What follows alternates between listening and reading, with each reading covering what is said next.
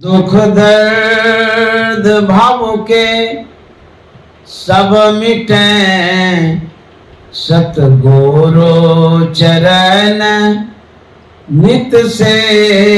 ये दुख दर्द भाव के सब मिटे, सतगुरु चरण नित से। ये गुरु भक्ति बिन कछु ना बने, यही सकल संतन कही। गुरु भक्ति बिन कछु ना बने। श्री सद्गुरु महाराज की जय। परमाराध्य सद्गुरु महाराज गुरुदेव महर्षि संत सेवी परमहंस जी महाराज, श्रीमान परमानंद अग्रवाल बाबू, गुरु भक्तिन सुलोचना माता जी, कोलकाता शहर के प्रबुद्ध सत्संग प्रेमी महान भाव माता एवं बहनों, हम लोग सौभाग्यशाली हैं जो सद्गुरु महाराज के ज्ञान को सुन रहे हैं। गुरु महाराज ने जितना स्पष्ट ईश्वर स्वरूप के विषय में बताया है, उतना स्पष्ट बिरले कहीं देखने को मिलता है। ईश्वर का स्वरूप क्या है, उसकी प्राप्ति कैसे होगी, यह सब बात गुरु महाराज ने साफ साफ वचनों में कहा है। जैसे बाबा नानक साहब कहते हैं, काहे रे बन खोजन जाई, सरब निवासी सदा अलेपा तो हे संग समाई। इन पूरे पद्यों को जब पढ़ेंगे, इसमें यह कहा गया है कि जो परमात्मा है वो सर्वव्यापक है। जैसे फूल में सुगंध है, उसी तरह से परमात्मा उसमें व्यापक है। जंगल में खोजने की आवश्यकता नहीं, वह परमात्मा हमारे अंदर में है। इन पद्यों को पढ़ेंगे तो ईश्वर स्वरूप के विषय में बतलाया गया है। लेकिन जब गुरु महाराज के पद को पढ़ेंगे, उसमें यह भी बतलाया गया है उसकी प्राप्ति कैसे होगी। जैसे गुरु महाराज ने कहा, निज तन में खोज सज्जन, बाहर न खोजना, अपने ही घट में हरि है, अपने में खोजना। वह परमात्मा हमारे अंदर में है, बाहर खोजने की आवश्यकता नहीं है। यहीं तक गुरु महाराज नहीं छोड़ दिए हैं। अब कैसे खोजेंगे, यह तरकीब गुरु महाराज ने, तरीका गुरु महाराज ने बतलाया है। गुरु महाराज कहते हैं, दो नैन नजर जोड़ के एक नौक बना के, अंतर में देख सुन सुन अंतर में खोजना। अब क्रिया बतलाते हैं किस तरह से परमात्मा को हम प्राप्त करेंगे। कहते दो नैन नजर जोड़ी कर, जब हम दृष्टियों की क्रिया करते हैं, अंत साधना करते हैं, गुरु से सीख करके करेंगे तब तो लाभ होगा, अन्यथा खाली सुन करके करेंगे तो लाभ के जगह हानि भी हो सकती है। तो दोनों दृष्टि को जो जोड़ेंगे, इसके लिए गुरु गम्य बात है, यह छिपी हुई बात है। सिर्फ सुनने से जोड़ने लगेंगे तो लाभ के जगह हानि हो जाएगी। तो गुरु महाराज कहते हैं, दो नैन नजर जोड़ी के एक नौक बना के, अंतर में देख सुन सुन अंतर में खोजना। गुरु महाराज कहते इस तरह से यदि आप खोजेंगे तब होगा क्या। कहते हैं, तिल द्वार तक के सीधे सूरत को खींचला। हमारी जो सूरत है वह बहिर्मुखी हो गई है, विषयाभिमुख हो गई है, संसार की ओर पसर गई है। इसको समेट करके जब लाएंगे, जब दृष्टियों की क्रिया सही ढंग से करेंगे, एक बिंदुता की प्राप्ति हो जाएगी। कहते हैं, दोनों दृष्टिधारों को जब जोड़ेंगे तो तिल द्वार तक के सीधे सूरत को खींचना। तिल कहते हैं बिंदु को, तो बिंदु का जो द्वार है वहां तक हमारी दृष्टि आएगी तब होगा क्या? बिंदु में तह नाद बोले रैन दिवस सुहावनम। उस बिंदु में अंतर्ध्वनि होती है, आवाज होती है, उसको भी साधक सुनता है। दृष्टि टिके श्रुत धुन रमय अस करु गुरु दाया। जब दृष्टि टिकती है, सुरत शब्द को पकड़ने लग जाती है, लेकिन शब्द जो है जिसको सुरत प्रारंभिक अवस्था में पकड़ती है वह अनहद शब्द है, अनाहत शब्द नहीं है। शब्द भी बहुत तरह का है। जो प्रारंभिक शब्द है उनको सुरत पकड़ती है दृष्टियों की क्रिया करने में। जब नादानुसंधान की क्रिया करते हैं तब हमारी जो सूरत है सार शब्द को पकड़ती है। तो इसके लिए सीखनी पड़ती है, दृष्टियों की क्रिया सीखनी पड़ती है, नादानुसंधान की क्रिया सीखनी पड़ती है। तो जो दृष्टियों क्रिया करने में शब्द सुनाई देता है वह सार शब्द नहीं है। सार शब्द तब मिलेगा आपको जब नादानुसंधान की क्रिया करेंगे। तो गुरु महाराज कहते तिल द्वार तक के सीधे सूरत को खींचला, अनहद धुनों को सुन सुन चढ़ चढ़ के खोजना। तो जो शब्द है वह अनहद धुन है। कहाँ पर? जब बिंदु ध्यान करते हैं, दृष्टियों की क्रिया करते हैं, वो अनहद धुन है। तो गुरु महाराज का नाद अनहद धुनों को सुन सुन चढ़ चढ़ के खोजना। कहते हैं अंतराकाश में जाएंगे, चढ़ेंगे, हमारी सूरत चढ़ेगी, तो खोजने वाला शब्द है। तो क्या खोजना है? कहते हैं अनहद शब्द को पकड़ करके अनाहत शब्द की ओर बढ़ना है। अनाहत शब्द सार शब्द को खोजना है, चढ़ चढ़ के खोजना। निज तन में खोज सज्जन, बाहर न खोजना। गुरु महाराज कहते हैं बजती है 5 नौबतें। नौबत बाजा होता है, हमारे शरीर में बाजा बजता है। बुझे आवाज हो रही है, सुन नहीं रहे हैं, है या रही धुर से सदा तेरे बुलाने के लिए। धुर माने पॉइंट, जहां से परमात्मा की उत्पत्ति हुई है, अर्थात वह शब्द जो ध्वनि प्रथम स्फुटित पराधारा जिनसे कहिए स्फोट है, सो यही प्रथम ध्वनि है, यही धुर शब्द है जहां से ध्वनि की उत्पत्ति हुई है, आवाज की उत्पत्ति हुई है। जो ध्वनि प्रथम स्फुटित है, सबसे प्रथम ध्वनि जो निकली, स्फुटित का मतलब होता फूटना, निकलना। जैसे बीज बोते हैं तो अंकुरन होता है, ठीक उसी तरह से शब्द की उत्पत्ति होती है। तो पहले सार शब्द की उत्पत्ति होती है, जिसे राम नाम भी कहते हैं, वाहिगुरु भी कहते हैं, ओम भी कहते हैं, उद्गीत भी कहते हैं। तो यह शब्द प्रथम स्फुटित होती है, उसी को धुर शब्द कहते हैं। तो गुरु महाराज कहते हैं बजती है 5 नौबतें, सुन एक एक को। तो 5 नौबत क्यों कहा गया? स्थूल, सूक्ष्म, कारण, महाकारण और कैवल्य, ये जो मंडल है, इन मंडलों में इसका केंद्र होता है। सभी केंद्रों से आवाजें आती है। जो कैवल्य मंडल से आवाज आती है वो शब्द अलग है, उसके बाद जो आवाज नीचे हम सुनते हैं वो शब्द अलग है। एक जड़ात्मक शब्द होता है, एक चेतनात्मक शब्द होता है, एक अंधकार का शब्द होता है, एक प्रकाश का शब्द होता है। अंधकार में अनहत धुनों को सुनते हैं और प्रकाश में अनाहत धुनों को सुनते हैं। तो यह जो स्थूल, सूक्ष्म, कारण, महाकारण है, यही है मंडल, यही है बजती है 5 नौबत। पांचों मंडल पर 5 तरह की आवाज होती है इसी शरीर के अंदर में। तो कबीर साहब ने कहा है 5 नौबत बाजती, होत छति सो राग, सो मंदिर खाली परा, बैठन लागे काग।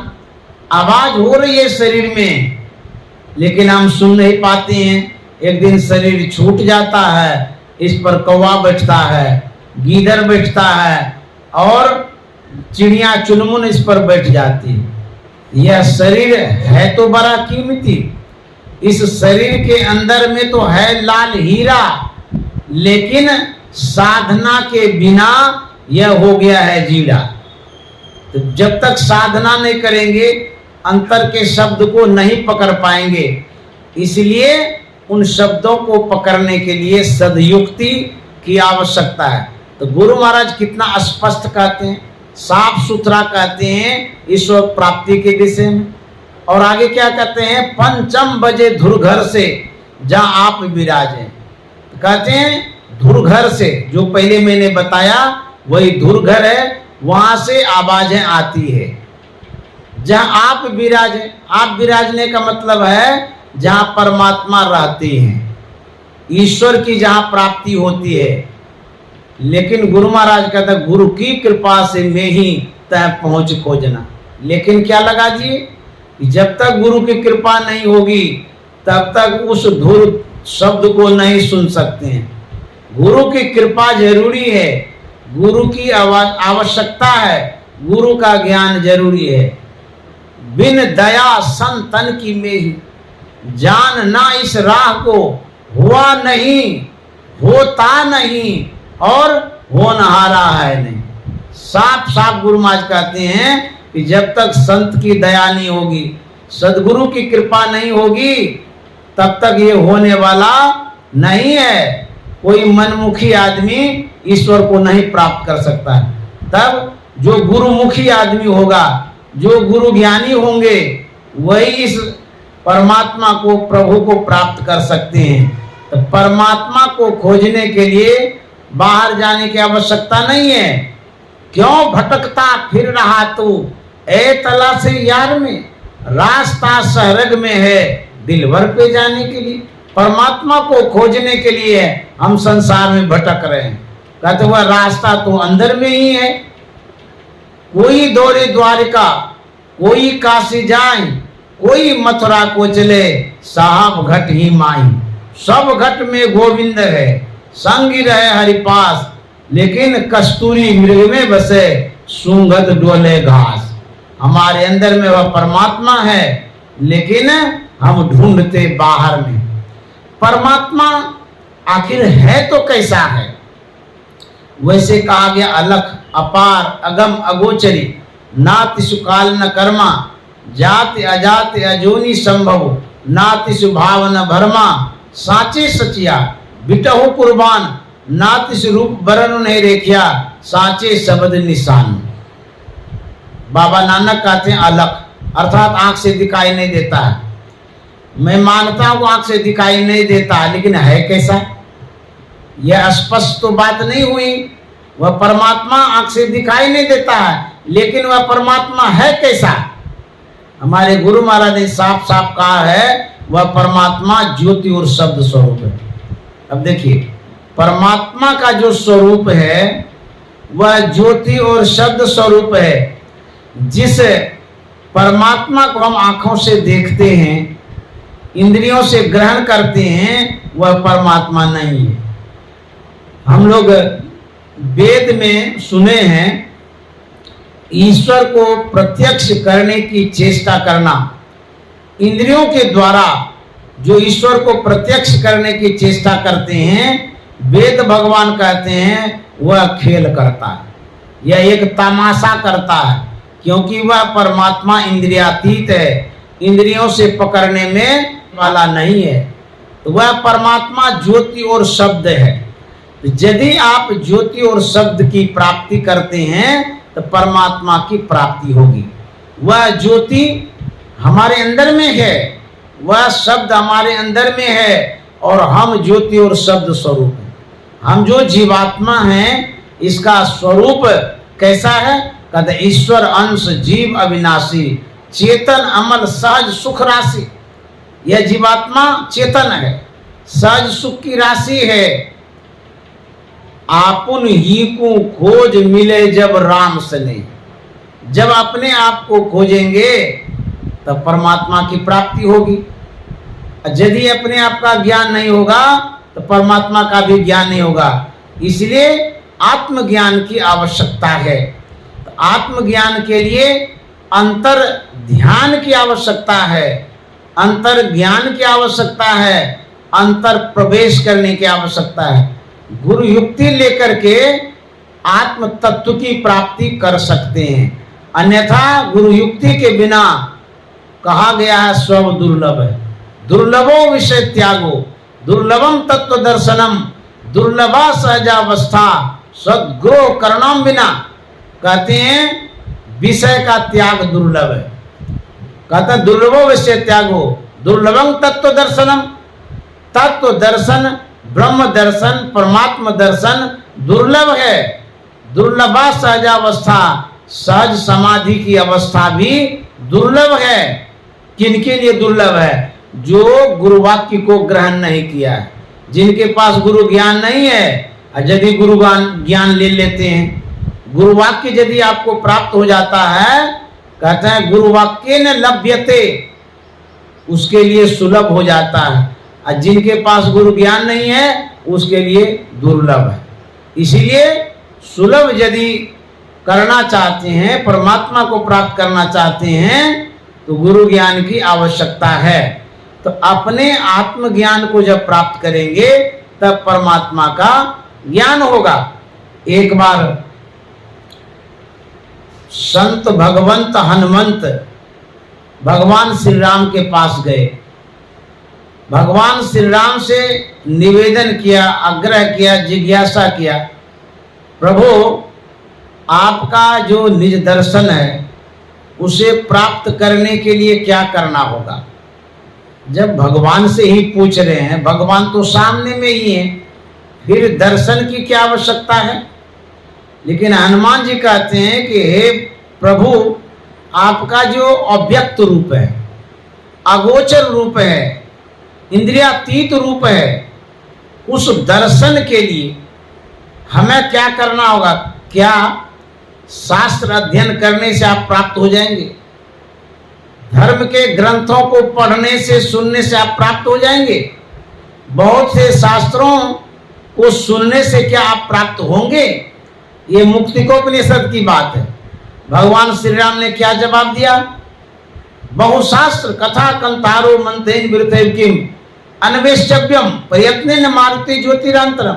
हे हनुमान, बहुत से शास्त्रों की कथाओं को मथने से क्या फल, तब अंतर की ज्योति की खोज करो। भगवान श्री राम को तो कहना चाहिए कि हमारी खोज मंदिर में जाके करो, जहां हमारी प्रतिमा प्रतिष्ठित है वहां जाकर के खोज करो।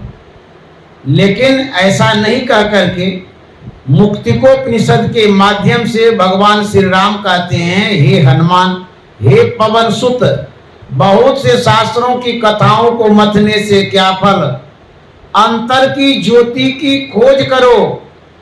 अब देखिए, यदि आप अंतर की ज्योति की खोज करेंगे, हमारे अंदर में जो प्रकाश है उसकी खोज करेंगे, किसकी उपलब्धि होगी? कहते हैं भगवान श्री राम उपलब्ध हो जाएंगे, भगवान श्री राम की प्राप्ति होगी। इसका मतलब है भगवान श्री राम का जो वास्तविक स्वरूप है, निज स्वरूप है, वो ज्योति और शब्द स्वरूप है। तो ज्योति और शब्द की खोज संत मत बतलाता है। संत महात्मा इसका ज्ञान देते हैं, ज्योति और शब्द की खोज करिए, अन्यथा और जो कुछ भी इसके अलावे खोजते हैं, खोजते ही रहेंगे, लेकिन खुदा भी नहीं मिलेगा, ईश्वर परमात्मा भी नहीं मिलेंगे, और आप आवागमन में पड़े रहेंगे, दुख भोगते रहेंगे। एक बार अर्जुन नरक गया था। कथाओं में ऐसी चर्चाएं हैं, कथाओं के माध्यम से ऐसा सुनने को मिला है।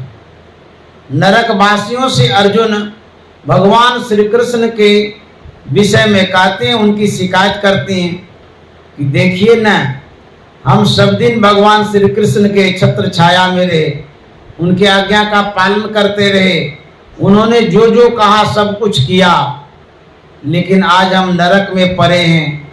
तो भगवान कृष्ण ने जो कहा वो तो बातें मिथ्या हो गई, झूठ बोल गए। उन्होंने कहा था सर्वधर्मान परित्यज्य मामेकं शरणं भज, जो सभी धर्मों को छोड़ करके मेरे शरण में आ जाता है उसका उद्धार और कल्याण होता है। मैं सब दिन शरण में रहा लेकिन उस शरण का क्या लाभ मिला, आज नरक में पड़े हैं। यह सुनकर के भगवान श्री कृष्ण वहां पर प्रत्यक्ष हो जाते हैं। भगवान श्री कृष्ण ने कहा, अर्जुन तो नरक में आकर के मेरी शिकायत कर रहा है। अर्जुन ने कहा, इसमें शिकायत की क्या बात है, आपने जो कहा था वैसा नहीं हुआ, इसीलिए मैं नरक वासियों से अपनी बातें शेयर कर रहा हूं, बता रहा हूं। तो बोले कि मैंने जो कहा वैसा नहीं हुआ, ये कैसे मैं मान सकता हूं। बोले आपने कहा था ना, जो सभी धर्मों को छोड़ करके मेरे शरण में आ जाता है मैं उसका उद्धार करता हूं। बोले हाँ, ऐसा तो मैंने कहा है, गीता उपदेश के क्रम में कहा है। बोले भगवान ये बतलाइए, मैं आपके शरण में सब दिन रहा, आपकी छत्र छाया में रहा, आपने जो कहा उसको सुना समझा, लेकिन आज हम नरक में पड़े हुए हैं, ऐसा क्यों? आपकी बातें झूठी हुई कि नहीं हुई? भगवान श्री कृष्ण ने कहा कि अर्जुन, मैं किसी भी समय मिथ्या भाषण नहीं करता हूं। अब मैंने कभी मिथ्या भाषण नहीं किया है, मैं कभी झूठ नहीं बोलता हूं, जो कुछ भी बोलता हूं साफ स्पष्ट बोलता हूं। मैंने जो कहा सही कहा है, लेकिन तुम्हारी जो स्थिति है वह मेरे कहे अनुसार तुमने समझा नहीं है, किया नहीं है, इसीलिए तुम नरक में पड़े हो। बोले कि हमने क्या नहीं समझा और हमने क्या नहीं किया, हम तो आपके शरण में थे, और ऐसी स्थिति क्यों हुई? भगवान श्री कृष्ण ने कहा, अर्जुन तू मेरे शरण में कभी नहीं आया। अर्जुन घबरा गया और कहने लगा, प्रभु आप ऐसे कैसे बोलते हैं? अच्छा, मैं अभी किसका उदाहरण दूं, एग्जाम्पल दूं?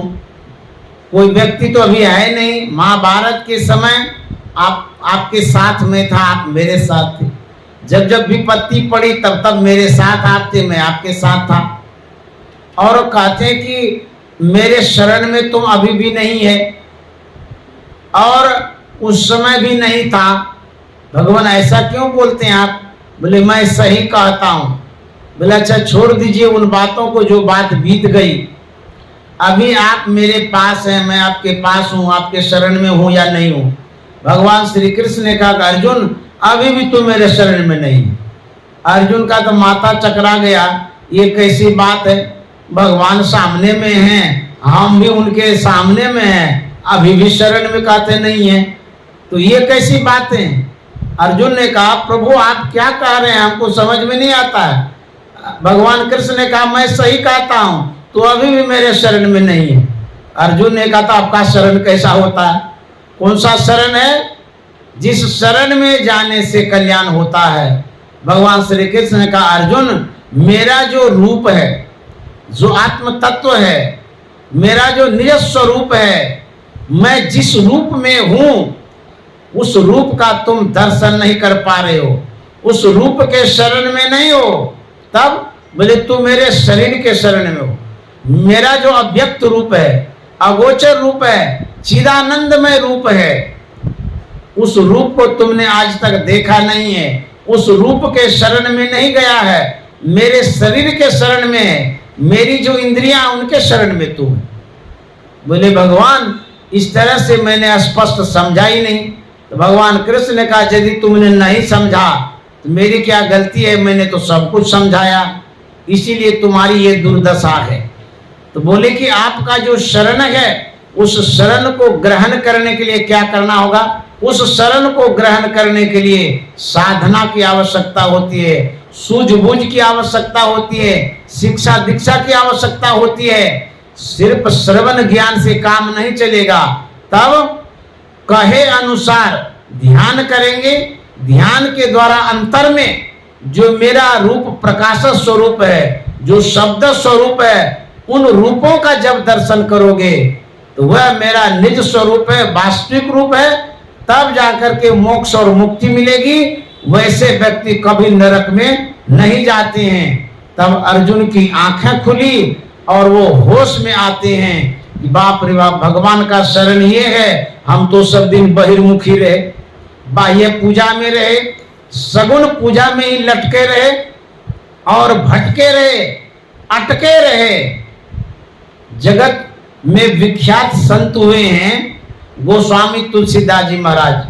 उनकी विख्यात रचना है रामचरितमानस, और उन्होंने एक छोटी सी पुस्तिका विनय पत्रिका लिखी है। उस विनय पत्रिका में वो क्या लिखते हैं ईश्वर के विषय में, उसकी प्राप्ति के विषय में, संसार के लोग जो भटकते रहते हैं उस विषय में, वो बात मैं स्पष्ट कहना चाहता हूं। वो विनय पत्रिका की बात है। उन्होंने कहा, यही ते मैं हरि ज्ञान गमायो, ज्ञान गमायो, यही ते मैं हरि ज्ञान गमायो। परिहरि हृदय कमल रघुनाथई, बाहर फिरत विकल भय धायो। देखिए गोस्वामी जी क्या कहते हैं, किसी भी व्यक्ति का एक ही विचार नहीं होता, उनके बहुत सारे विचार होते हैं, बहुत विषयों पर अपना विचार प्रकट करते हैं। तो गोस्वामी जी ने जो रचना की, जो उन्होंने ग्रंथों का रचना किया, ग्रंथों का निर्माण किया, जो समाज में उन्होंने सौगात दिया, उसमें रामचरितमानस तो एक नंबर में है, श्रेष्ठ है। लेकिन और भी साहित्य है, सार रूप में, सही रूप में यदि अध्ययन करेंगे तो पता चलेगा। कहते हैं इस तरह से मैंने ज्ञान गंवा दिया। किस तरह से गंवा दिया? कहते परिहरि हृदय कमल रघुनाथई, बाहर फिरत विकल भय दायो। वह परमात्मा हमारे अंदर में ही था, लेकिन हम बाहर बाहर ढूंढ रहे थे। कहाँ जा रहे थे? तीर्थों में, धामों में, बहुत जगह घूमते रहे, लेकिन हमको परमात्मा का दर्शन नहीं मिला। यदि बाहर में दर्शन भी मिला था, उसमें हमें संतुष्टि नहीं मिली, संशय का शमन नहीं हुआ, अज्ञानता दूर नहीं हुई, अंधकार भरपूर रहा। क्योंकि गोस्वामी जी ने कहा, निर्गुण रूप सुलभति, सगुण जान नहीं कोई, सुगम अगम नाना चरित, सुनि मुनि मन भ्रम होय। गोस्वामी जी कहते हैं सगुण रूप में जब तक हम लगे रहे तब तक संशय लगा रहा, उसी में अटके रहे, भटके रहे। जब निर्गुण रूप में प्रतिष्ठित हुए तो वहां संशयों का शमन हुआ, परमात्मा का दर्शन हुआ। तो गोस्वामी जी कहते हैं वह परमात्मा तुम्हारे अंदर में था, लेकिन हम बाहर खोज रहे थे। कैसे खोज रहे थे? जो कुरंग निज अंग रुचिर मद, अतिमति हीन मरम नहीं पायो, खोजत गिरि तरु लता भूमि बिल, परम सुगंध कहाते आयो, यही ते मैं हरि ज्ञान गमायो। गोस्वामी जी कहते हैं, कुरंग कहते हैं मृगा को, मृगा के नाभि में कस्तूरी होती है। उस कस्तूरी को खोजने के लिए, प्राप्त करने के लिए, उससे जो सुगंधी निकलती है, उसको पाने के लिए वह मृगा भटकता है, दर दर की ठोकरें खाता है, जबकि उसकी नाभि से वह कस्तूरी की सुगंध निश्रित होती है। कैसे भटकता है? खोजत गिरि तरु, पहाड़ों पर, जंगलों में, पठारों में, मैदानों में, बील में, कहां कहां नहीं खोजता है। अरे यदि अपने अंदर में खोजे, नाभि के पास खोजे तो वहीं तो मिलेगी, लेकिन अज्ञानता के कारण, अबोधता के कारण, अंधकार के कारण वो बाहर में भटकता है, खोजता रहता है। कहीं कस्तूरी की सुगंध मिलती नहीं है, कस्तूरी तो नाभि में ही है। वही दशा भक्तों की है, वही दशा श्रद्धालुओं की है, वही दशा ईश्वर खोजी की है। जो ईश्वर को खोजना चाहते हैं उसके स्वरूप का ज्ञान नहीं है। जो ईश्वर खोजना चाहते हैं, ईश्वर मिलेंगे कहाँ, इसका ज्ञान नहीं है। तो गोस्वामी जी ने कहा वह परमात्मा तो हमारे अंदर में था, लेकिन हम बाहर में ढूंढ रहे थे।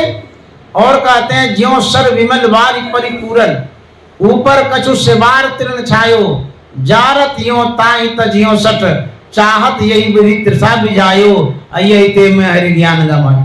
गोस्वामी जी कहते हैं एक तालाब है, जिस तालाब में लबालब जल भरा हुआ है, लेकिन उस पर सेवार छाया हुआ है, आवरणित जल है, ढका हुआ जल है। सेवार के कारण जल दिखता नहीं है। कोई अनभिज्ञ अनारी व्यक्ति जलाशय के पास जाता है, तालाब के किनारे जाता है, वह देखता है कि ऊपर में सेवार छाया हुआ है, उसे भ्रम होता है इस तालाब में पानी नहीं है, खाली घास फूसा है।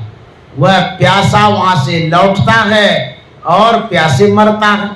ठीक हम लोगों की दशा ऐसी ही हो गई है। क्या हमारे अंदर में परमात्मा है, लेकिन पर आवरण छा गया है, ढका हुआ है। घटतम प्रकाशो शब्द पट त्रय, जीव पर है छा रहे। क्या आवरण है? हमारे गुरु महाराज स्पष्ट करते हैं, अंधकार, प्रकाश और शब्द, ये त्रयावरण है, 3 आवरण है। इसी आवरण के कारण हमें परमात्मा का दर्शन नहीं होता है। पहला आवरण है अंधकार का, दूसरा आवरण है प्रकाश का, और तीसरा आवरण है शब्द का। यही पट त्रय है, ये 3 आवरण हैं।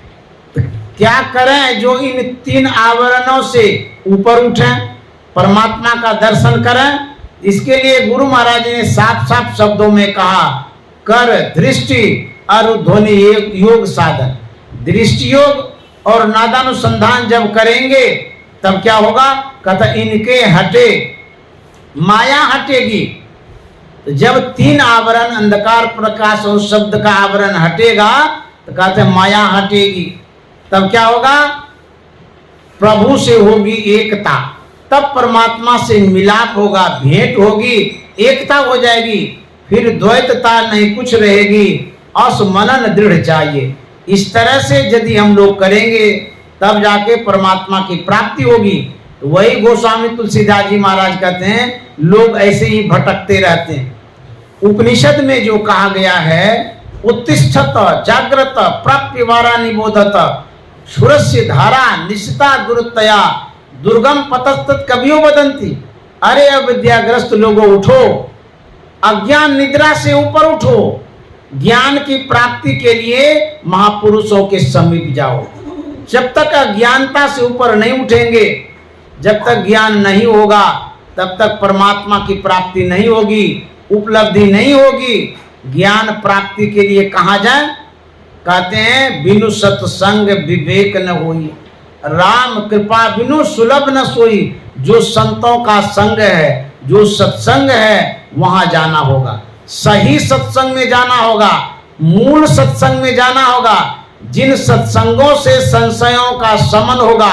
कौन सा संशय? बाह्य संशय, आंतरिक सत्संग। बाहर का जो संशय है वह भी शमन होगा, और अंतर का जो अंधकार वाला संशय है वह भी शमन होगा। ऐसा सत्संग जहां होता हो वहां जाना होगा। धर्म कथा, बाहर सत्संगा, अंतर सत्संग, ध्यान भंगा। एक सत्संग है बाह्य सत्संग जो हम लोग अभी सुन रहे हैं, दूसरा सत्संग है अंतर का सत्संग जो ध्यान के द्वारा प्राप्त होगा। जब तक सत्संग नहीं करेंगे तब तक संशयों का शमन नहीं होगा। गरुड़ जी महाराज को जो संशय हुआ था उसमें काकभूषुंडी जी महाराज ने कहा था, जब कछुकाल करिए सत्संगा तब कहीं होए मोह भ्रम भंगा। जब कुछ काल तक सत्संग करेंगे तब मोह, अज्ञानता, अंधकार, भ्रम सब दूर होगा, अन्यथा भरपूर रहेगा।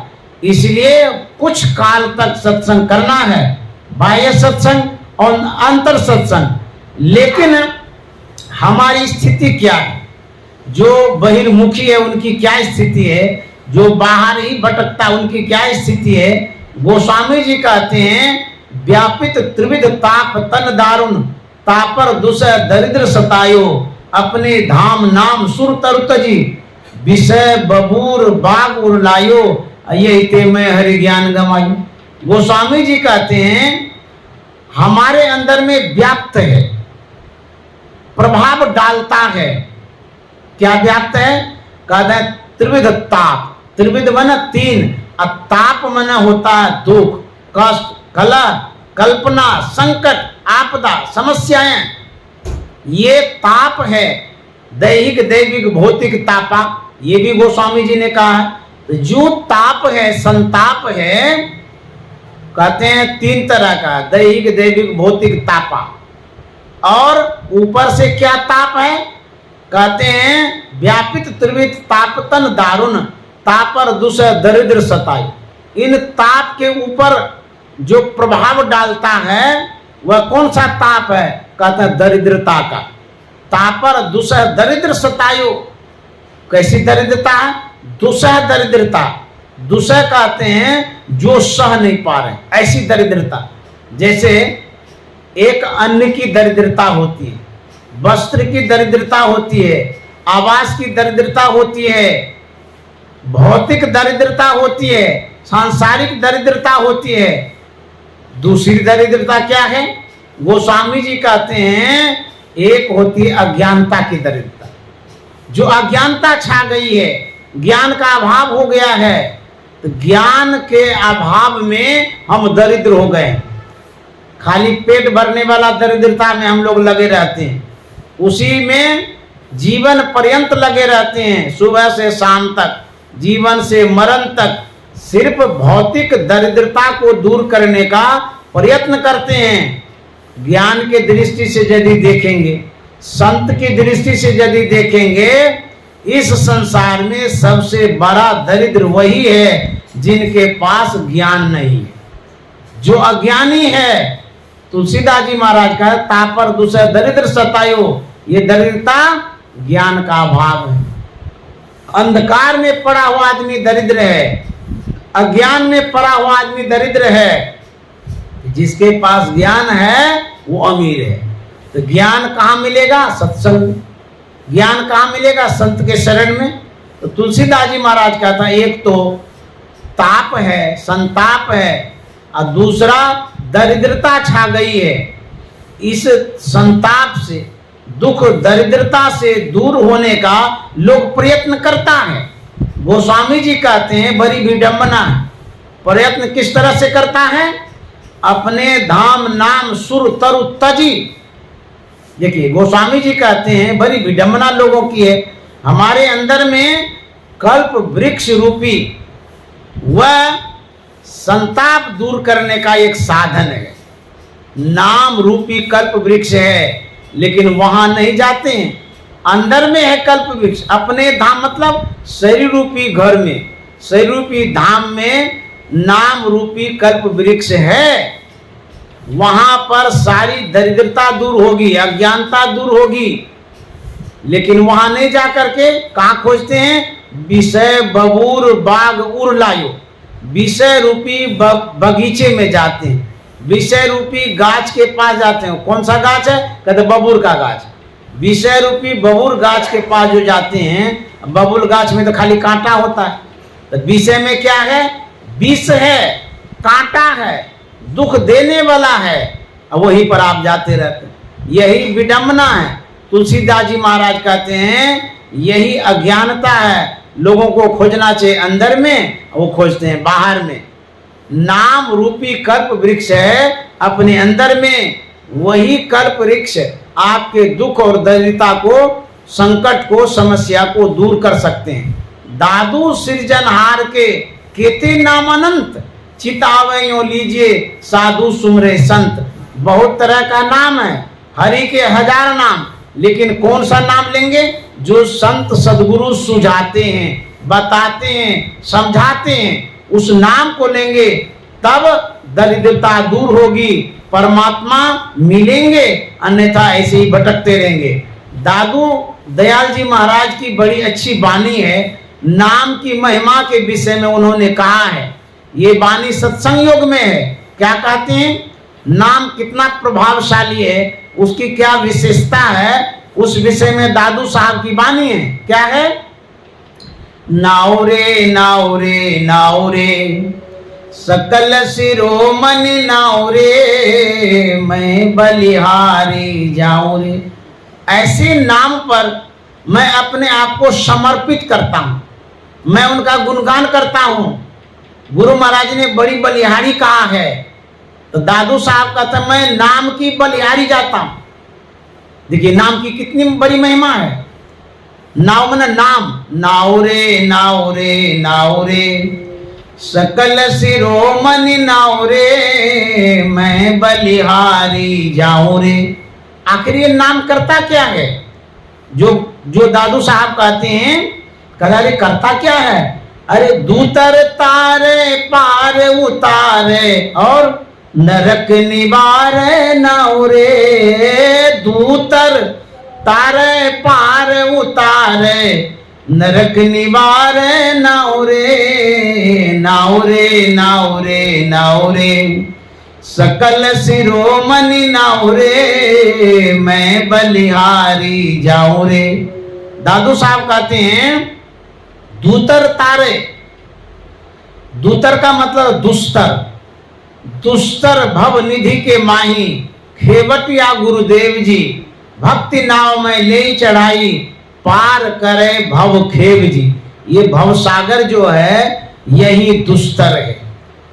तो दादू साहब कहता है यदि नाम का अवलंब लेंगे, नाम का सहारा लेंगे, ये नाम क्या करता है? दूतर तार, दुस्तर भव सागर से पार कर देंगे, तार देंगे, निवार देंगे। नरक निवारे नावरे, नरक से निवारण कर देंगे। नाम कितनी बड़ी महिमा है। और गोस्वामी जी ने कितना अच्छा कहा है, राम जपो राम जपो राम जपो बाबरे, और घोर भव नीर निधि नाम निज नावरे।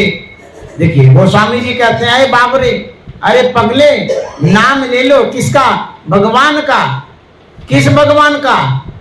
जैसा संत महात्मा कहते हैं लेने के लिए, जिन भगवान का लेने के लिए कहते हैं उनका। कहते हैं नाम क्या है?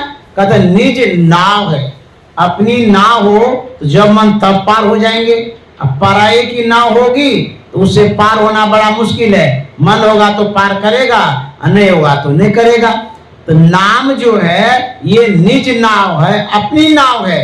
इसलिए कहते हैं राम जपो राम जपो राम जपो बाबरे, घोर भव नीर निधि नाम निज नाव रे।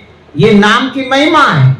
और दादू साहब क्या कहते हैं, तारन हारा भोजल पारा, निर्मल सारा नाव रे, तारन हारा भोजल पारा, निर्मल सारा नाव रे, नाव रे नाव रे नाव रे, सकल शिरोमणि नाव रे, मैं बलिहारी जाऊं रे।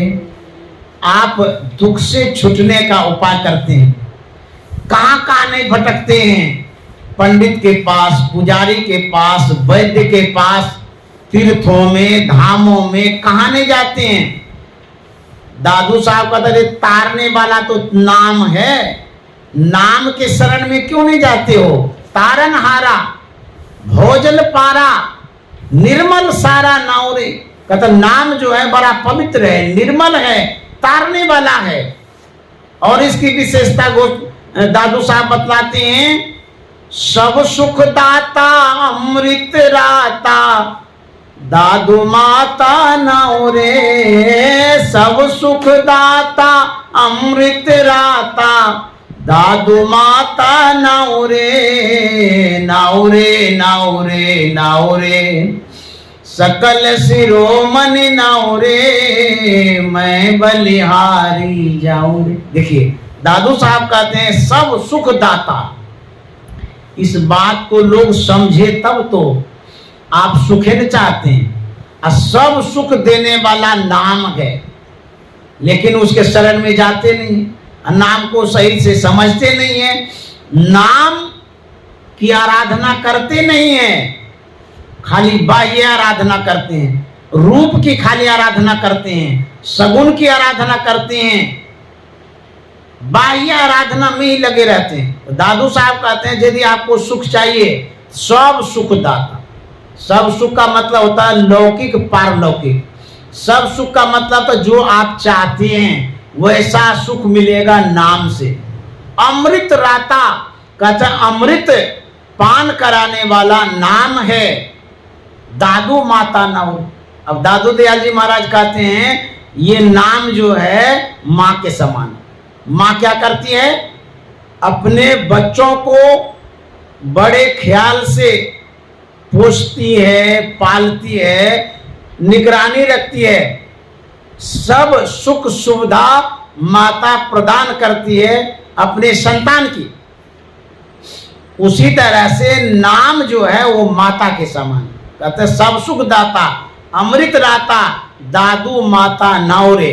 तो जो नाम है उसी को शब्द कहते हैं। जो शब्द है वही नाम है। बहुत तरह का नाम होता है, बहुत तरह का शब्द होता है, लेकिन संत महात्मा कहते हैं जो सार शब्द है, जो मूल शब्द है, जो ध्वनि प्रथम स्फुटित शब्द है, जिसे राम नाम वाहिगुरु ओम कहते हैं, यह जो नाम है इसकी बड़ी महिमा है। नाम लेत भव सिंधु सुखाई सुजन विचार करहु मन माही। नाम लेने से भवसागर सूखेगा, लेकिन समझ बूझ के नाम लेंगे तब। सपनों में बर्राए के धोखे उनिक से नाम वाके पग की पैतरी मेरे तन को चाम। जो सपना में बरबरा करके नाम लेते हैं, कहते हैं उसके पैर की जूती मेरे शरीर के चाम से बने। देखिए इतनी बड़ी महिमा है नाम की। कहते हैं मन है मैला लोह परसत ही कंचन भया छूटा बंधन मोह। यह नाम क्या है?